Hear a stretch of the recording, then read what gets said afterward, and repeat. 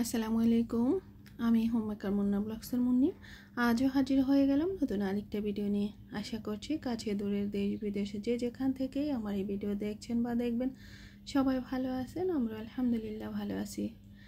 আজকের ভিডিও শুরুতেই নিয়ে আসলাম মাছ। তো এই ভিডিওটা হচ্ছে গিয়ে আমার সন্ধ্যার দিকের ভিডিও, মানে আসরের খুব পর থেকে, আসরের একদম লাস্ট ওয়াক্ত থেকে এই ভিডিওটা শুরু করে দিয়েছি। তো সিঙ্কে অনেকগুলো মাছ আর মাছগুলো কাটতে হবে, আর এগুলো দেখে তো আমার মাথা গরম হয়ে গিয়েছে। আর এই যে ডালনার মধ্যে মাছগুলো দেখছেন বা বড় ট্রেডের মধ্যে দেখছেন, এগুলো কিন্তু সেই একই জায়গা থেকে এনেছে। তবে এগুলো আমি ভাগে পেয়েছি, মানে এটা হচ্ছে গিয়ে ওয়ারিশ বলবো না, যেহেতু এটা শ্বশুর বাড়ির, তার মানে এটা হচ্ছে গিয়ে আমার অধিকার। আর এই যে ছোট মলমদি মাছগুলো, তো আমরা তো মলমদি মাছই বলে গ্রাম্য ভাষায়, আর এমনিতে তো মলা মাছ। তো এগুলো কিন্তু আমি ভাগে পেয়েছি। তো এগুলো কাটতে হবে। তো যেহেতু ছোট মাছগুলো আগেই কাটা উচিত, নয়তো নষ্ট হয়ে যাবে। তো ছোট এই মাছগুলো আমি আগে কেটে নেব, তারপর হচ্ছে গিয়ে ওই মাছগুলো কেটে নেব। আর উঠানে মনে হয় মাটির মধ্যে মাছগুলো ভাগ করেছে, যার কারণে মাটির অবস্থা, মানে মাটির অন্য হয়ে গিয়েছে। তো এগুলো আগে প্রথমে ধুয়ে নিয়েছি। আর এই যে আমি ছোট মাছ কাটতে কাটতে খান সাহেব আবার মাছের পাখনাগুলো কেটে দিয়েছেন কেচি দিয়ে। তো আমি আঁশটা ছাড়িয়ে নেব। আর এই মাছগুলো একটু বেশি বড়, যার জন্য এই মাছগুলোতে আসলে আর কাটা হচ্ছে না। তো উনি আবার নামাজ আদায় করে তারপর আমাকে কেটে দেবেন বলেছেন। তার মাছগুলো কিন্তু এখনও জীবিত, সেগুলো এখনও নড়তেছে, দেখেই বুঝতে পারতেছেন। তো অনেক মাছই, তবে যতটুকু আমরা ভাগে পেয়েছি তার চেয়ে বেশি অবশ্য উনি কিনে এনেছেন। তো আমি একটা চামচ দিয়ে, আর এই যে পুকুর বানিয়ে নিয়েছি সিঙ্কের মধ্যে, তো চামচ দিয়ে কিন্তু এই মাছের আইসটা ছাড়িয়ে নিয়েছি। তাতে সুবিধা হয় কি, আইসটা ছিটায় না, আর এক জায়গায় থাকে আর কি। আর যদি আমি নিচে বসে বটি দিয়ে করতে যেতাম, তাহলে আমার পুরো রান্নাঘরের অবস্থা খারাপ হয়ে যেত।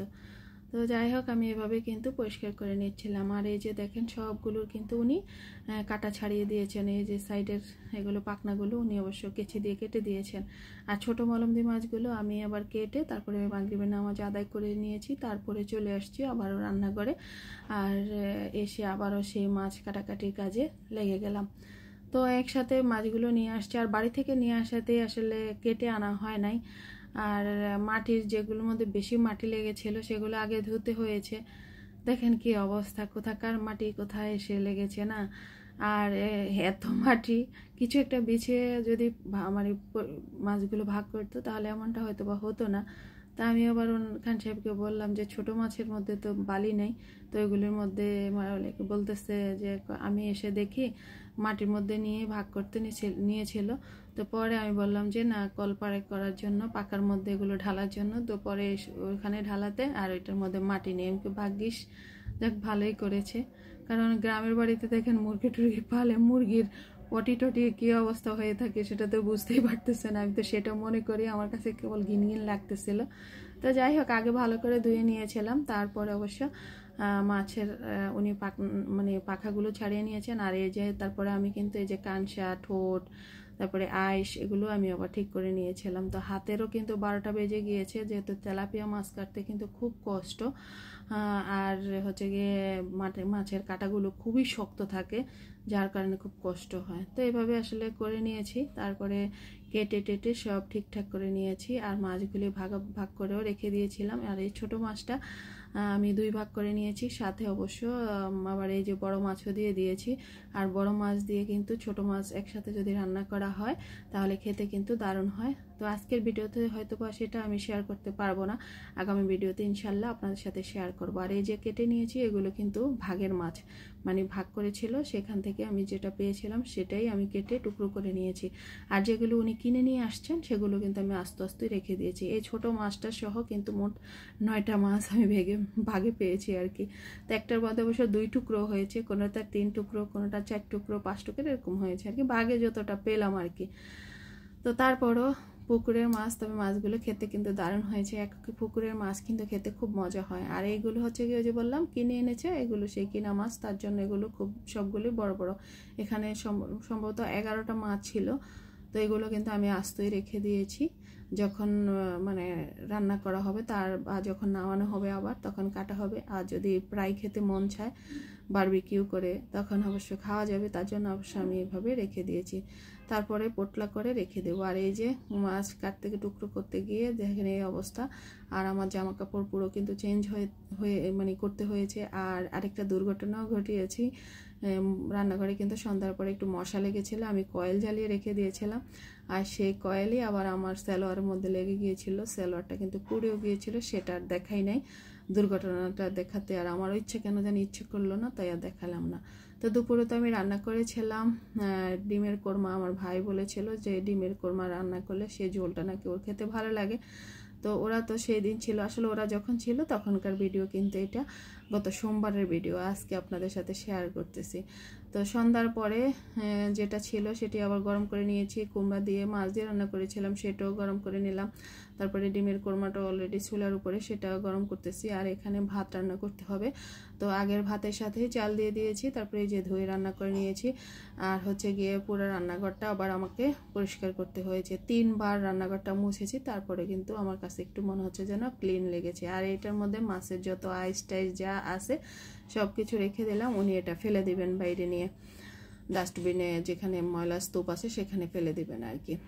তো এই তো আমার রান্নাঘরটাও কিন্তু ক্লিন করা হয়েছিল, তবে আমি তো রান্নাঘরটা নতুন লুকে আপনাদেরকে দেখিয়ে দিয়েছিলাম, তো এখানে কিন্তু আমার পুরনো লুকটাই রান্নাঘরের। তো ভাবলাম আমি তো রান্নাঘরে কাজ করতেছি, আর এখানে ওই যে আমি আপনাদেরকে 16 টাকার ব্রেড ক্রাম্ব দেখিয়ে দিয়েছিলাম, তো এখানে এই যে বনরুটি 2টা ছিল আর কি সকালের নাস্তা খাওয়ার জন্য, ফাঁকিবাজি নাস্তা আর কি। যেদিন আমার শরীর খারাপ থাকে সেদিন এই ধরনের নাস্তাটা খাওয়া হয়, বনরুটি, চা আর ডিম পোস্ট করে দিলে ওরা বার্গার করে খেয়ে নেয়। তো সে বনরুটি 2টা থেকে গিয়েছিল ফ্রিজে, ভাবলাম যে আর বাসি বনরুটিগুলো খাওয়াবো না, এগুলো আর ফেলেও দিব না, তো এগুলো দিয়ে ব্রেড ক্রাম্ব তৈরি করে নিই। তো এই তো ছোটো ছোটো টুকরো করে ব্লেন্ড করে নিলাম, তারপরে অবশ্যই এই যে একটা প্লেটে করে আমি চুলার নিচে দিয়ে শুকিয়ে নিয়ে নেব। তো এখানে কিন্তু 16 টাকার ব্রেড ক্রাম্ব অনেকটাই হয়ে গিয়েছে। তো আপনারাও চাইলে কিন্তু এসব বনরুটি, ব্রেড বা পুরনো পোতানো বিস্কিট, তবে সব বিস্কিট না, টোস্ট বিস্কিটটা সেটা মিষ্টি ছাড়া আগে সেটা এভাবে ব্লেন্ড করে আপনারাও কিন্তু করে নিতে পারেন ব্রেড ক্রাম্ব। তো আমার আগের তো এই যে অরেঞ্জ কালারের ব্রেড ক্রাম্ব তো আছেই, তো এখন আমি এটা কিন্তু করে নিলাম। তো আমি কিন্তু এইসব ব্রেড ক্রাম্ব আমি কিন্তু কখনোই কিনি না, একটু একটু করে যখন ব্রেড বনরুটি এগুলো নিয়ে আসে বাসায় একটু একটু করে তারপরে অনেকটাই হয়ে যায়। তো এদিকে এই যে ডিমের কোরমাটা আমি কিন্তু গরম করে নিলাম, ভাতটাও হয়ে গেল, এদিকে ব্রেড ক্রাম্বটা করে চুলা নিচে দিয়ে দিয়েছি। আর খান সাহেব বাবার মেয়েকে কোচিং থেকে নিয়ে আসতে গিয়েছিলেন, আমাকে ওই যে মাছের কাটা মানে কি বলে পাখনাগুলো কেটে দিয়ে উনি আবার বাইরে গিয়েছিলেন। তো আসার সময় আবার এইসব বাজার নিয়ে আসছেন, একটা বাঁধাকপি নিয়ে আসছেন, বেল, তারপরে মৌরি, ডাল, ধনে পাতা, যা যা লাগতো আর কি মোটামুটি আসলে নিয়ে আসছেন। তো সেগুলো আমি আবার ভাবলাম যে রান্নাঘর থেকেও চলে যাব, আর এসবও ঠিক করে রেখে দিয়েছে।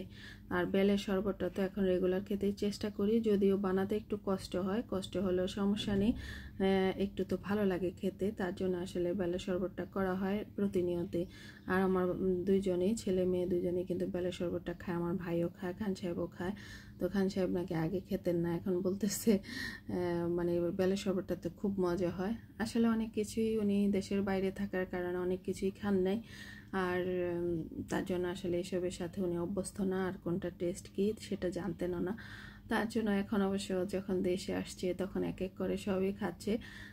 ওই যে কুমড়া রান্না করি, উনি কিন্তু কুমড়া খেতেন না, এখন কুমড়া খায়। তো অনেক কিছুই আসলে ওনার এখন পরিবর্তন হয়ে গিয়েছে, অনেক কিছুই খায় আর কি। তো এদিকে যে আমি বললাম না আরও কি কি এনেছে, তো এই যে গুড়ও ছিল সাথে, কারণ পিঠা বানাবো।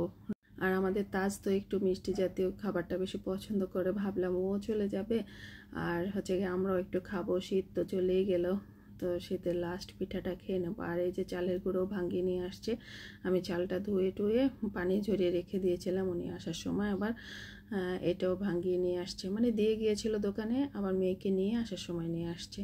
তো আমি এই সবই কিন্তু জায়গা মতো রেখে দেব। আর ডাল কিন্তু আমার আগের বক্সও আছে, তো তার জন্য অন্য বক্সের মধ্যে পলিথিন সহই কিন্তু আমি ডালটা রেখে দেব। তো আসলে সকালবেলা ভিডিওর মধ্যে ভয়েস দিচ্ছি কারণ বাসায় কিন্তু মেহমান আছে, আমাদের আহবাবের আম্মু আছে।